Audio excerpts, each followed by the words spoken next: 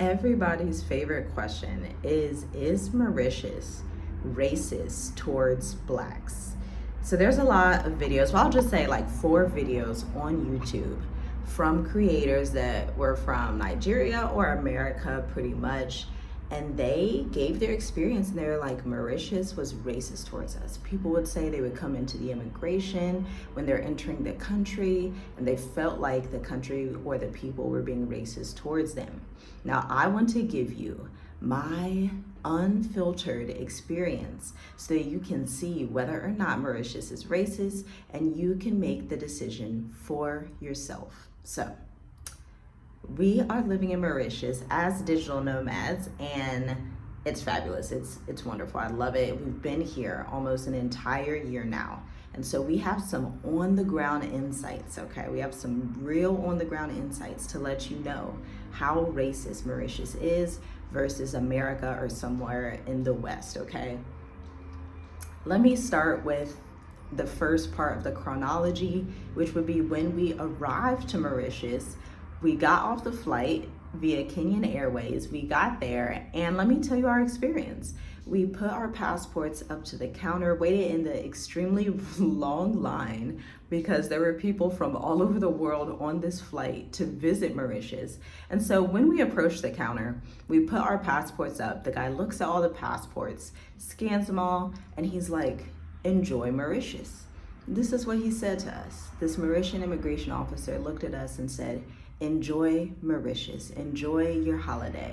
And we smiled and we were excited. So we proceeded to walk through. We gave our health form at the next desk because in Mauritius, you need to make sure you have your health form from the Mauritius immigration website. And so we had already had that filled out. We were one of the rare people that already did that work to have that filled out, so they wouldn't have to worry about that. So we filled that out and they were absolutely fine. And then we proceeded to go through and get our SIM cards. Now that line was super, super long to get our SIM cards because everybody's getting their SIM cards, but we were able to get the SIM card, leave the airport and go eat at Subway without any issues.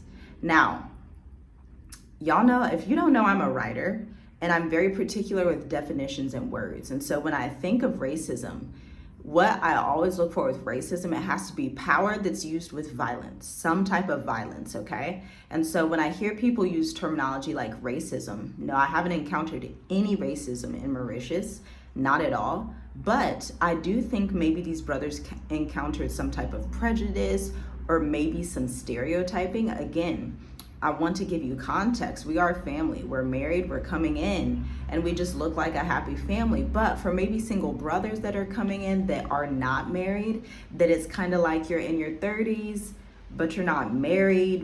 What are you really doing here? Mauritius is a very much family-oriented culture and place. It's the custom and the norm that men after 30 would be married. And so I think maybe if people, especially men that are in their 30s, come and they're not married, it may be like, what are you doing here? Are you coming here to try and enter the country and then get a work visa because you're supposed to do that from outside the country? Or what are you trying to do as a single man over 30? Now, if you're a student coming, because a lot of students from Nigeria, Kenya, South Africa come here on student visas and stay for over 5 years because they're learning, they're doing a PhD program, they're getting their masters. African people, black people that don't have any issue getting their visas. I just had to put that out there. Now they apply for their schooling and they don't encounter any racism in that specific area. So, you know, you have to consider that they may be going through some type of prejudice. There's a difference. Racism typically is an institution that is mixed with power and violence that is meant to intentionally harm you or cause distress. Prejudice may be if somebody looks at you that is of like another nationality and they're just like, which is inconvenient if that does happen. That can be inconvenient. I understand that. But for us personally, when we were looking into living in Mauritius full time and we were making our plans to go and we saw these videos because we've seen them all talking about Mauritius, okay?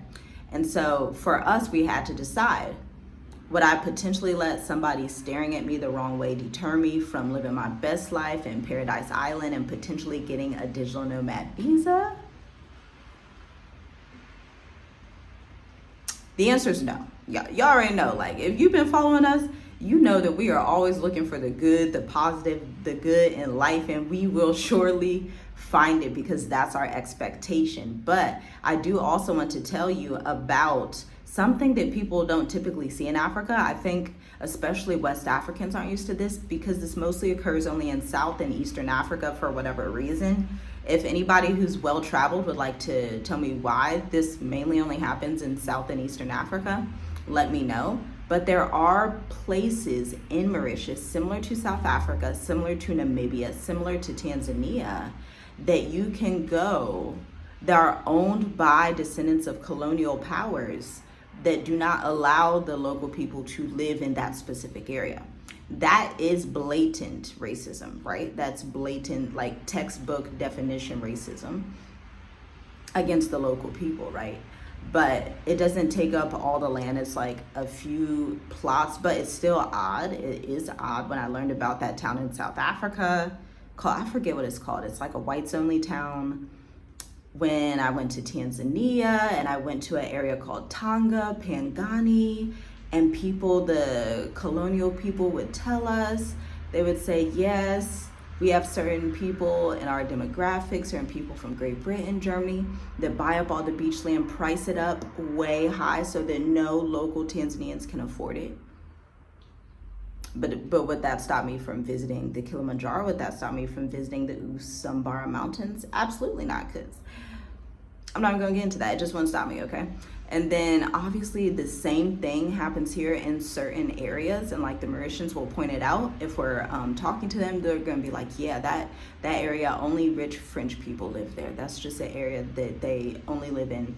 They don't let anybody else live near them. I have not heard of such things in Ghana or Nigeria, so that could be something where it's like, dang, what? They don't do that in West Africa, okay? So that could be something that's like, that's weird. But in Southeastern Africa, that does happen, and it happens more often than you think. Same thing in Namibia. We had some acquaintances at one time who had a neighbor in Tanzania who was a colonial descendant, and they would tell them that, yeah, my brother or my friend, whoever, he'll buy up all the beach plots in Namibia, and he owns like all of these acres of beach land, like the most pristine property they can find in Namibia, and doesn't let anybody else buy it except his people. How can they do that? Because you price gouge it so that only a certain demographic can get it. Like, not even poor Europeans would be able to get it, just this certain demographic of colonial powers, I guess, would be able to get it. And so that is something that you will find, but is that affecting my life? Is that deterring me from living in my 5-bedroom villa that has a pool, that has Wi-Fi, and the pool cleaners included? No, that's not deterring me. That's not deterring my children from living their best life. When we go outside our neighborhood, and we live in a very good neighborhood, we live amongst a diversity of people, with Mauritians, with other nations, with Africans who have come here maybe from Congo, and maybe they're on work visas, their kids go to international schools. That's the type of area we live in. And so it's a very good, very nice neighborhood. Our children go out, they're not being stalked. There's no like weird police brutality at all today, at all. Let's see what else. Oh, even during house hunting, looking at houses that are like $300,000, $500,000 in certain areas, there's no like weird, oh, I don't want you to have this. They're always showing you how to get it, showing you, hey, would you also like to look at this? Hey, do you also want to see this? They're very welcoming, like extremely welcoming, you would think. But you know, from the perspective of the people here on the island, the locals, they're like, I just want to sell these homes. There's so many nice homes here that they just want to sell to people. I don't think they really have that luxury of being like, oh, I don't want to sell to this person because he's going to outdo. Like, they're not even thinking like that. Mauritians tend to be very just chill, content people. They're not thinking like, oh, you're going to outdo me the way they maybe you would encounter in the West if you're amongst like, I grew up in a Ashkenazi Jewish community. You do get some of that. People that are like, oh, are you gonna outdo me because of who I am? Like, you do get some of that in America if you live in those communities. But here you don't get that. They're just like, oh, you can afford a nice house, great, what do you do? And they just ask you what you do, ask you where you're from. Oh, okay, well, that's nice. So it's not, and I guess it's also about perspective. Being someone that has grown up in proximity to people in Jewish communities, people in other communities. And when I say other communities, I mean European descent communities, K through 12. I know what racism feels like. And so if it's anything less than like textbook racism, violence, and hatred, because I can feel that and pick up on that very quickly when most African Americans can't, because I've been in proximity to it, then when I come somewhere like this, I'm like, child, if only you knew what true racism was. You look, racism? No. Maybe prejudice, maybe stereotyping, maybe some like curiosity. But there's also that humility of when you're coming to somebody's house, they have a right to ask you whatever they want for whatever reason they feel like. It's their house. Like if you come to my house and there's something about the way you're dressing that's just throwing me off, there's something about your spirit that's throwing me off, I want to guard the people in my house. And I want to make sure everything's good. That doesn't mean I'm gonna rough you up. That doesn't mean I'm gonna knock you out. That doesn't mean anything like that. But if I'm on guard, it's just, I have to be on guard because I have to discern what's going on.